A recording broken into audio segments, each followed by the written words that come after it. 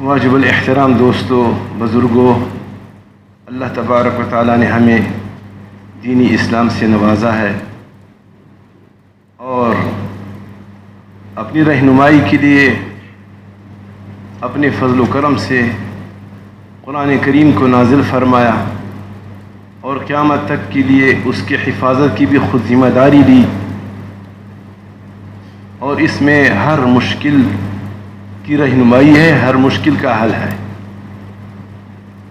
لیکن ہے ان کے لیے جو ایمان بالغیب رکھتے ہیں، جن کو سرکار دو عالم صلی اللہ علیہ وسلم کی باتوں پر یقین آئے، بس جن کو اللہ تبارک و تعالیٰ کی وعد و بشارتوں پر، وعیدوں پر یقین آئے، اور جن کو یقین نہ ہو وہ کرے اپنا کام، وہ پیٹتے رہے اور دھکے کھاتے رہیں، پریشان ہوتے رہیں گے، سوائے پریشانی کی اور کوئی راستہ نہیں، اور کوئی اس کا انجام نہیں، نتیجہ نہیں۔ ہمارا عقیدہ ہے کہ اللہ تبارک و تعالیٰ جو فرماتے ہیں حق فرماتے ہیں، اس میں کوئی شک نہیں، اور ہر مسلمان کا یہ عقیدہ ہونا لازمی ہے، اس کے بغیر اس کا ایمان ہی نہیں ہے کہ ہمیں سمجھ آئے یا نہ آئے، جو اللہ نے فرما دیا، حضور نے فرما دیا، بس وہی حق ہے اور وہی حتمی ہے اور وہی حل ہے۔ دنیا پریشان ہو رہی ہے دوستو، اور اللہ رب العزت کی طرف سے پریشانیاں مختلف انداز سے آتی رہتی ہے، اس میں کوئی شک نہیں، یہ ساری پریشانیاں اسباب کچھ بھی ہوں ہے اللہ کی مشیت سے۔ اللہ کو منظور ہے گرمی ہے،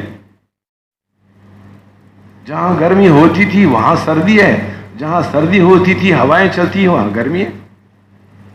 لائے کوئی طاقت جو اس کو بدل دے، کوئی طاقت نہیں۔ یہاں سمجھ میں آتا ہے کہ واقعی یہ تو اسباب کے تحت ہے نہیں، کسی کے ہاتھ میں اس کا حل نہیں ہے۔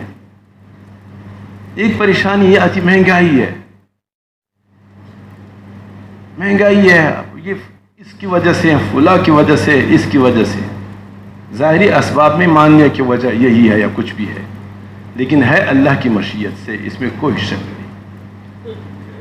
اللہ کو منظور ہوگا ارزانی، کوئی بھی آ جائے اور کوئی کتنی بھی سازش کر لے نہیں چلے گا۔ اللہ کو منظور ہوگا تو یہ ظاہری اسباب کارگر ہوں گے اور ان کی وجہ سے وہ ہوگا جو نظر آتا ہے۔ پانی کی پریشانی ہے، اس کی وجہ ہے، فلاں کی وجہ سے، یہ ہے، یہ ہے، وہ ہے، آپ جانتے ہیں کیا کیا نام لیے جاتے ہیں۔ مان لیا کہ ظاہری اسباب میں کے درجے میں ہے، یہ ظاہری اسباب کے درجے میں ٹینکر مافیا ہے، یا جو ہے نا انتظامیہ کی لاپرواہی ہے، یا ذاتی مفاد ہے، جو بھی کہے مان لیا، لیکن واللہ باللہ حقیقت میں فیصلہ اللہ کا ہے۔ اللہ کو منظور ہے کہ پانی ہوتی ہوئی نہیں پلاؤں گا، کرے کوئی کچھ کر سکتا ہے؟ نہیں کر سکتا۔ اسباب کے ہوتی ہوئے سب کچھ ہے، لیکن اللہ اس میں کمی کر دیتا ہے۔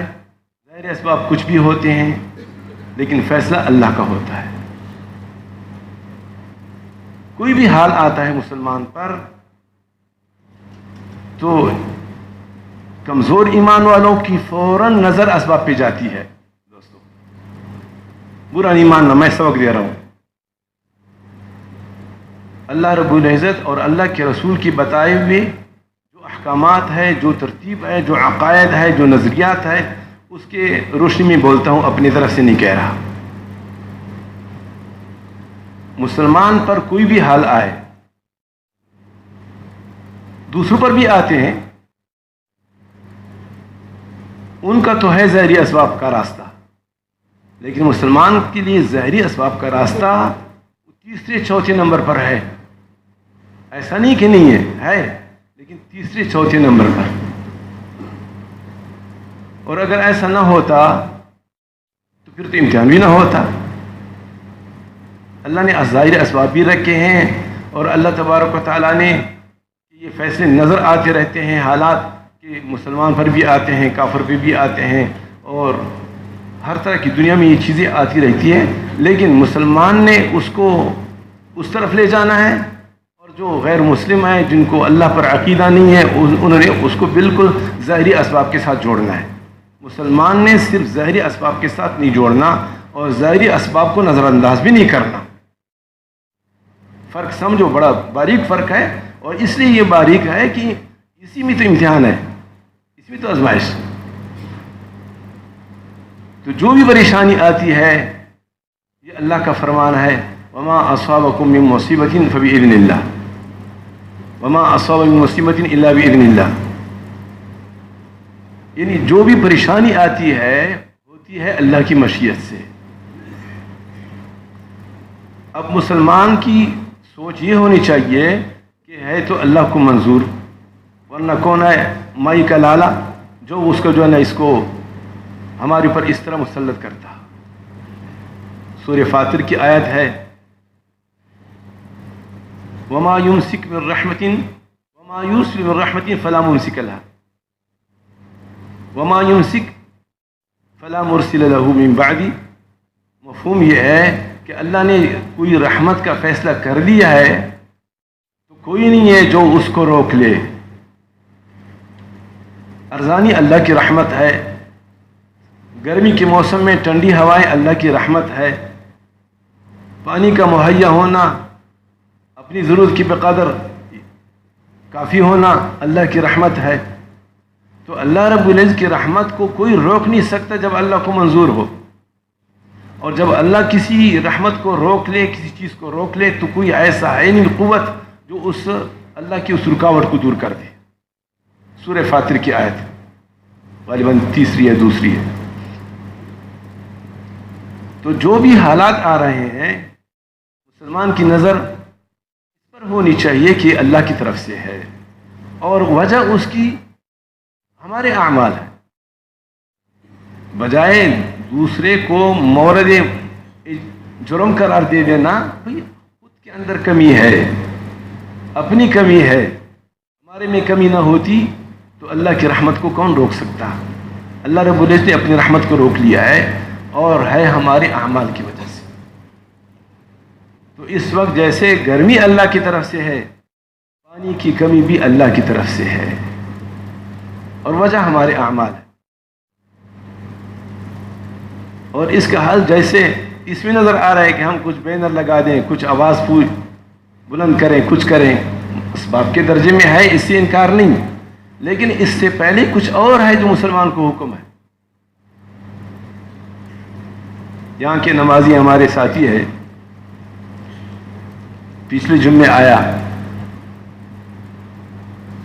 گھر میں آگ لگ جاتی ہے، پتہ نہیں چلتا کیا وجہ ہے، آگ لگ جاتی، ظاہری اسباب ہوتے کچھ بھی نہیں ہے، بند کمرہ ہوتا ہے اس میں کچھ بھی نہیں ہوتا، بستر ہے بند، بستر ہے بند، لاک لگی ہوئی کمرے ہیں اور کوئی کنیکشن کی بھی قریب نہیں ہے، آگ لگ جاتی ہے، اس میں کیا ہے؟ تو میں نے عرض کیا فوراً ذہن کس کی طرف جا رہا ہے کہ چلے چلتے ہیں مولوی صاحب کے پاس، جنات کا چکر ہے، جادو کا چکر ہے۔ چونکہ بے تکلف ساتھی ہے، میں نے اس کو بولا آپ یہ بتائیں کہ آپ نے سب سے پہلے 2 رکعت نفل پڑھے، کیا اللہ یہ پریشانی آ رہی ہے دور فرما دے، بجائے اس کے کہ وہاں سے میرے پاس زحمت کرتے ہوئے آ رہے ہیں، مجھے کہہ رہے ہیں آپ نے یہ کام کیا نہیں کیا۔ میں نے کہا کہ سب سے پہلے 2 رکعت نفل پڑھے اور اللہ رب العزت سے اس مشکل کا حل مانگے، اس کے بعد صدقہ کرے، تیسرے نمبر پر اسباب کی تلاش میں رہے، کیا وجہ ہے؟ جنات بھی ہو سکتے ہیں اور ظاہری اسباب بھی ہو سکتے ہیں، کسی کی شیطانی بھی ہو سکتی ہے، لیکن سب سے پہلے جو کام ہے مسلمان کا وہ کم از کم 2 رکعت نفل ہے۔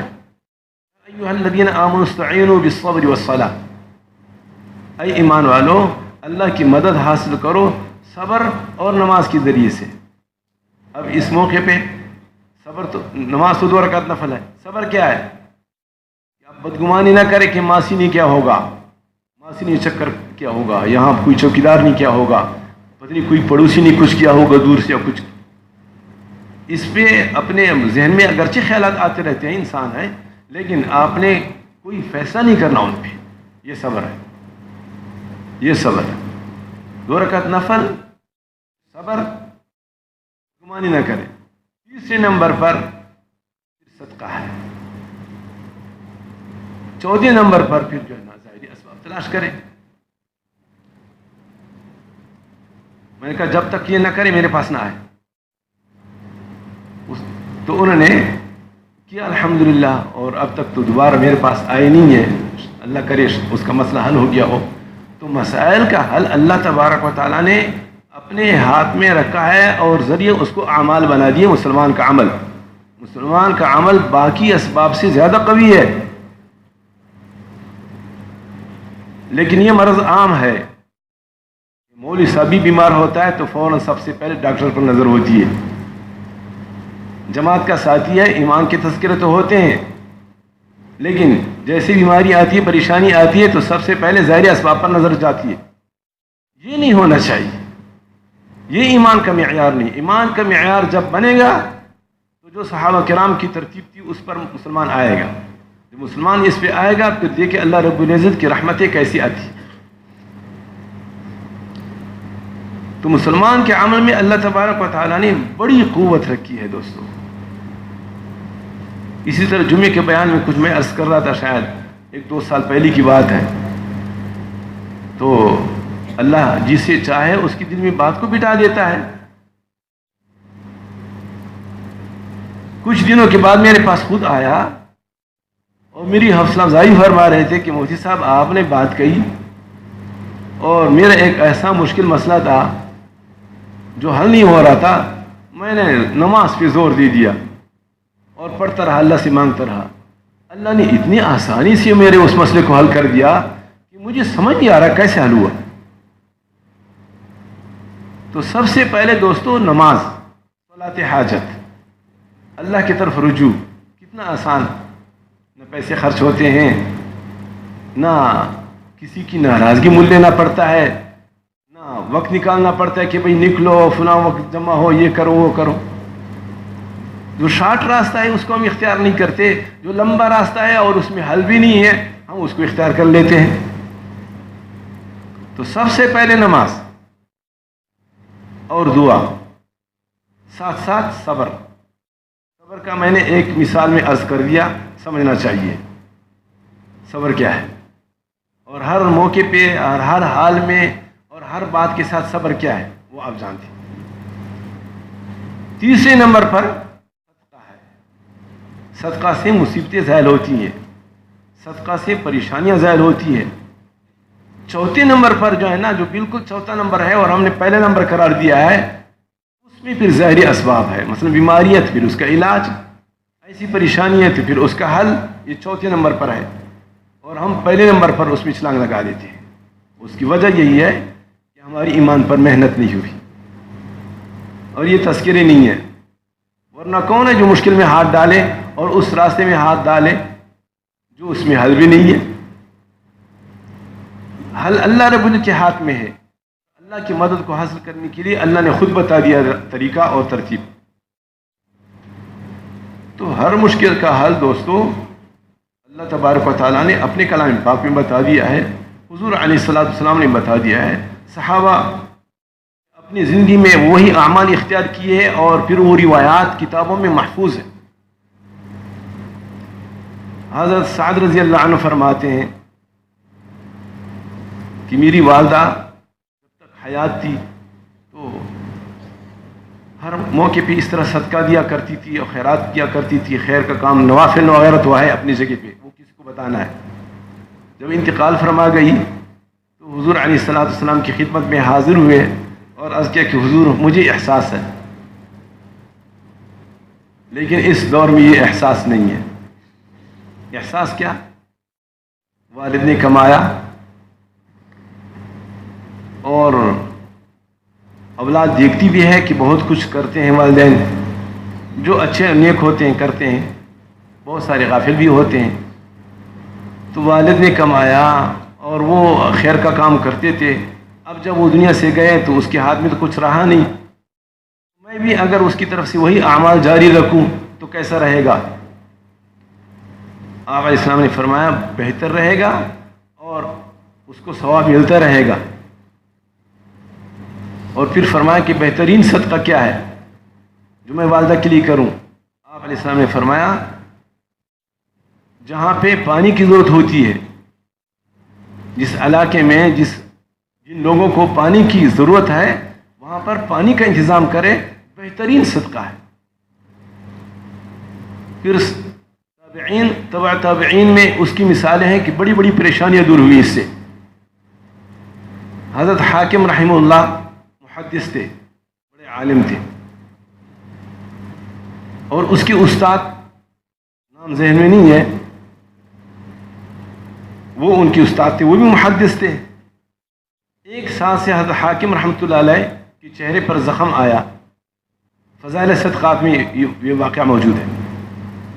فرمایا کہ ایک سال سے چہرے کے زخم کا علاج کرتے رہے لیکن ٹھیک نہیں ہو رہا. پھر اپنے استاد سے عرض کیا کہ حضور آپ جمعہ کے مجمع میں بڑے لوگ ہوتے ہیں، مختلف لوگ ہوتے ہیں، چھپی ہوئی اولیاء ہوتے ہیں، تو آپ میرے لیے دعا کیجیے اللہ میری اس پریشانی کو دور فرما دے. تو جمعے کی نماز میں استاد نے اپنے شاگرد کے لیے بڑی لمبی دعا کی. اگلے جمعے ایک خاتون آئی اور پرچے پہ لکھ دیا تھا کہ آپ نے گزشتہ جمعے میں جو محدث کے لیے حضرت حاکم رحمۃ اللہ علیہ کے لیے دعا کی، تو اس وقت حیات تھے، تو مجھے بڑی فکر ہوئی اور میں پھر گھر میں جا کر کے ان کے لیے دعا کرتی رہی. ان سے کیا رشتہ تھا؟ عام لوگ علماء کی قدر کرتے تھے اور علماء کے لیے دعائیں دیتے تھے. یہ عورت دعا دے رہی ہے، کیوں؟ اس لیے کہ ایک عالم سے خیر پہنچتی ہے، لوگوں کو خیر پہنچتا رہتا ہے، اس لیے اس نے اس کو احساس کرتی ہوئی، جیسے کہ ارشاد ہے حدیث میں ہے موت العالمی موت العالمی، کسی عالم کی موت پورے عالم کی موت ہے. بہرحال وہ کہہ رہی تھی کہ میں نے دعا کی اور دعا کا بڑا اہتمام کیا. سرکار دو عالم صلی اللہ علیہ وسلم خواب میں آپ کی زیارت ہوئی اور مجھے فرمایا کہ حاکم سے کہو کہ جہاں پانی کی ضرورت ہوتی ہے وہاں پر پانی کا انتظام کر لو، اللہ تیری اس پریشانی کو دور فرما دیں گے. یہ پرچی بھی لکھا تھا. استاد کے پاس یہ پرچی وہ چھوڑائی، وہ خاتون نے وہ پرچی چھوڑی تھی. استاد نے فوراً اپنے شاگرد سے کہا کہ بھائی دیکھیں حل آ گیا ہے، اور یہ حضور علیہ الصلاۃ والسلام کی طرف سے بشارت ہے. آپ کہیں ایسے علاقے میں جہاں پر پانی کی ضرورت ہوتی ہے پانی کا انتظام کر لیں، اللہ آپ کی اس پریشانی کو دور فرما دیں گے. یہ ایک نیک خاتون نے خواب دیکھا ہے، اس نے کیا اور ایک ہفتے کے اندر اندر وہ زخم ایسا ٹھیک ہوا کہ پھر ہمیشہ کے لیے ٹھیک ہوا، اور بتا رہے کہ وہ چہرے میں وہ خوبصورتی آئی جو پہلے سے نہیں تھی. اس طرح ایک اور تابعی ہے، گھٹنے پر زخم ہوا. یہ واقعہ بھی فضائل صدقات میں ہے، غالباً صفحہ نمبر 99 ہے، 100 کے قریب ہے. گھٹنے پر زخم ہے، 7 سال سے علاج کر رہے ہیں اور علاج نہیں ہو رہا، ہر طرح کا علاج ناکام. تو کسی نے مشورہ دیا کہ اس طرح آپ جو ہے نا صدقہ جاریہ کے طور پر کہیں پانی کا انتظام کر لیں جہاں پر پانی کی ضرورت ہوتی ہے سخت، تو اللہ آپ کی اس پریشانی کو دور فرما دیں گے. انہوں نے بھی ایسا کیا، الحمدللہ پھر ہمیشہ کے لیے ٹھیک ہوئے. ہمارے شیخ تھے واصف منظور صاحب، اللہ ان کو غریق رحمت فرما دے. میں نے خود سنا ان سے کہ ہمارے ایک دوست تھے، اللہ نے اس کو پیسہ دیا تھا اور اس کو کینسر ہوا یا اس طرح کوئی بیماری. دنیا کے تمام ڈاکٹروں نے یہاں تک کہ امریکہ وغیرہ سب نے بتا دیا کہ بھئی یہ نا علاج ہے، اس کے علاج نہیں ہوگا. اور انہوں نے غریب لوگوں میں گائے کاٹنا شروع کر دیا، گائے کاٹنا شروع کر دیا کہ لوگوں کو گوشت ملے. فرمایا کہ 73 گائے کاٹ لیے اور اللہ نے اس کو ایسی شفا دی کہ وہ آج تک ٹھیک ہے. تو مشکل کا حل، اللہ نے ہر مشکل کا حل بتا دیا ہے. ہم ڈھونڈتے ہیں دوسری چیزوں میں. اور پانی جو ہے ایک ایسا صدقہ جاریہ ہے کہ انسان دنیا سے چلا جاتا ہے، حدیث میں یہ بھی ہے کہ اس پانی سے اگر کوئی پرندہ پیتا ہے، کوئی انسان پیتا ہے، کوئی وضو بناتا ہے، کوئی غسل کرتا ہے، کوئی کپڑے دھوتا ہے، ہر عمل میں اس کا اجر ملتا ہے، اس صاحب کو اجر ملتا ہے۔ تو بہترین صدقہ ہے۔ میں گزارش کروں گا اپنے ان ساتھیوں سے، یہاں پر ایک میٹنگ تھی، میں نے اس وقت بھی عرض کر دیا مختصر سا کہ بھئی سب سے پہلے 2 رکعت نفل، پتہ نہیں کتنے ساتھیوں نے اس پر عمل کیا ہوگا، نہیں کیا ہوگا۔ پھر صدقہ جاریہ کے طور پر کوئی ایسا عمل کرے، پانی کا انتظام کرے۔ آپ لوگوں کو اللہ تبارک و تعالیٰ فلٹر شدہ پانی پلاتا ہے، کبھی سوچا ہے؟ منرل واٹر پلاتا ہے اللہ رب العزت۔ 90% لوگ اس علاقے میں ایسے رہتے ہیں جو منرل واٹر پیتے ہیں، پانی کی کمی بھی ہے تب بھی منرل واٹر پیتے ہیں، دے رہے ہیں اللہ رب العزت کو۔ اور کتنے سارے لوگ ایسے ہیں جو بارش کے پانی پر پلتے ہیں، بارش کا پانی آتا ہے اور جمع ہوتا ہے، پھر آہستہ آہستہ ٹھہرتا ہے، چند دنوں کے بعد پھر وہ صاف ہو جاتا ہے۔ اور میری اپنی پرورش بھی بارش کے پانی سے ہوئی تھی، اب تک بھی وہ حوض موجود ہے گھر میں، لیکن اب اللہ تبارک و تعالیٰ نے یہ سلسلہ بھی جاری کر دیا کہ یہاں کے ساتھی، چونکہ وہاں پر سخت تشنگی ہے، پانی کی کمی ہے، وہ بور کا کہہ دیتے ہیں کہ ہماری طرف سے، میرے پاس الحمدللہ کچھ ایسا طریقہ ہے کہ وہاں بور ہو جاتا ہے اور ہم ان کو دکھا بھی دیتے ہیں کہ بھی دیکھ آپ کی طرف سے بور ہو گیا۔ تو بہترین صدقہ جاریہ ہے، پانی کا انتظام کرے، اللہ آپ کی پانی کا انتظام فرما دے گا۔ پانی کا انتظام کرے غریب لوگوں میں، تو یہ آپ کے لیے اللہ تبارک و تعالیٰ پانی کا انتظام فرما دے گا۔ اس طرح کہتے ہوئے تھوڑا سا میری مزاج کے بھی خلاف ہے، میں جو بھی خیر کا کام کرتا ہوں لوگوں سے نہیں کہتا الحمدللہ، لیکن اس میں حدیث میں آئی کہ جو دوسروں کو بتائے گا، خیر کا راستہ بتائے گا، تو وہ جتنا وہ کرے گا اس کا حصہ اس میں ہوگا۔ میں بھی اس لیے کرتا ہوں کہ یہ ہمارے لیے بھی، ہماری والدین کے لیے صدقہ جاریہ رہے، اور لوگوں سے جو دعائیں ملتی ہے وہ ہمیں بتائے۔ ان کی نظر میں، ان کے سامنے تو میں ہوں، وہ مجھے دعائیں دیتی، میں کہتا ہوں بھائی یہ دوسروں کے لیے دعا کرے، میرے لیے بے شک کرتے رہے ہیں، دوسروں کے لیے کرے۔ اس کے علاوہ علم کا انتظام، کسی پر آپ نے محنت کی، اس کے لیے اس کی تعلیم کا خرچہ برداشت کیا، لیکن کون سی تعلیم جس سے اس کی دنیا بنے، وہ نہیں، اگرچہ وہ بھی گناہ کا کام نہیں، خیر کا کام ہے، لیکن ایسی تعلیم جس سے وہ خود بھی راہ راست پر چلتا رہے، اس کو ہدایت ملے اور دین معلوم ہو، اور دوسروں کو بھی سکھاتا رہے، ایسی تعلیم کا انتظام کرے۔ بہترین صدقہ جاریہ ہے۔ ہماری اس مسجد میں ایک صاحب، اللہ ان کا سایہ قائم رکھے، اس نے ایک افغانی لڑکا تھا، جب وہ چھوٹا تھا کس طریقے سے ان کے ساتھ تعلق آیا تھا ان کے والدین کے ساتھ، تو اس بچے کو حافظ بنایا، خرچہ اس نے برداشت کیا۔ خرچہ کیا ہوتا ہے طالب علم کا خرچہ؟ پورے ہفتے میں زیادہ سے زیادہ 250 روپے، 300 روپیہ، اس سے مدرسوں میں کھانے کا انتظام تو ہے، اور کرایہ وغیرہ کے لیے یا جو ہے نا کچھ اپنی طبعی چیز کو پاپڑ یا بسکٹ لینے کے لیے 250 روپے یا 300 روپے کافی ہے۔ وہ خرچہ برداشت کرتا رہا، پھر حافظ بنا، پھر عالم بنا، پھر یہاں آ کر کے مسجد ابوبکر میں تخصص کیا، اور اب الحمدللہ وہاں پر لغمان میں، افغانستان میں وہ دین کا کام کر رہے ہیں، الحمدللہ طلباء کو پڑھا رہے ہیں، عالم بنا رہے ہیں، حافظ بنا رہے ہیں۔ کراچی میں بھی اس نے بڑا کام کیا، اب وہاں سے یہاں چلا گیا۔ کتنا بہترین صدقہ ہے، اور ایسے لوگ الحمدللہ اللہ نے دیا ہے۔ تو یہ میں اس لیے عرض کر رہا ہوں تاکہ کم از کم آپ کے ذہن میں کچھ آ جائے، کچھ کریں، اور یہ بہترین چیز ہے آپ کے لیے۔ سب سے بہترین چیز یہ ہے جو میں آپ کو عرض کر رہا ہوں، پانی کا انتظام کر دینا، اور اس سے زیادہ بہترین یہ ہے کہ آپ کسی کو عالم بنائے، حافظ بنائے، اس کے لیے کچھ خرچے کا بندوبست کریں۔ اور یہ نہیں ہو سکتا، بہت سارے لوگ ایسے ہیں جن کے پاس پیسہ نہیں ہے۔ چند روز پہلے ایک مدرسے میں گئے تھے، وہاں پر ایک مفتی صاحب سے ملاقات ہوئی، اور اپنی بچوں کے داخلے کے سلسلے میں، یہاں ڈیفینس میں تو ہے نہیں، باہر غریب علاقوں میں جانا پڑتا ہے، تو باتوں باتوں میں پھر بتایا کہ فلاں مدرسہ جو ہے وہاں پر بہترین پڑھائی ہے، بہترین ترتیب ہے۔ اور مزے کی بات یہ ہے کہ میں بتاؤں آپ کو، یہ جو اس وقت نظام چلا رہا ہے، یہ وہ لڑکا تھا جو کچرے کی بوری کندھوں پہ ڈال کر کے میں نے اس کو کچرے سے پکڑا تھا۔ وہ مفتی صاحب بتا رہے تھے کہ لڑکا تھا، مجھے اس کے چہرے سے پتہ چلا کہ یہ صلاحیت والا لڑکا ہے، اور پھر میں نے اس کو پکڑا کچرے کے ڈیرے سے، جو کاغذ وغیرہ اٹھا رہا تھا، کہ بیٹے آپ کہاں رہتے ہیں، آپ کے والدین کہاں ہیں، بتا دیے کہ وہاں پر ہے۔ میں نے کوشش کی اور اس کے والد سے ملاقات کی. میں نے اس کو کہا کہ یہ بچہ آپ کو کیا دے رہا ہے, آپ اس سے کیا کما سکتے ہیں؟ اس نے کہا مفتی صاحب یہ ہے ہمارا جو نا روٹی پانی اس سے چلتا ہے, کچھ ہم کرتے ہیں کچھ یہ بچے کر لیتے ہیں, کیا کریں؟ تو میں نے اس کو ترغیب دی کہ اس بچے کو بھی عالم بناؤ, حافظ بناؤ, اس کی عمر یہ ہے اور اس کی صلاحیت نظر آ رہی ہے اس کے چہرے سے.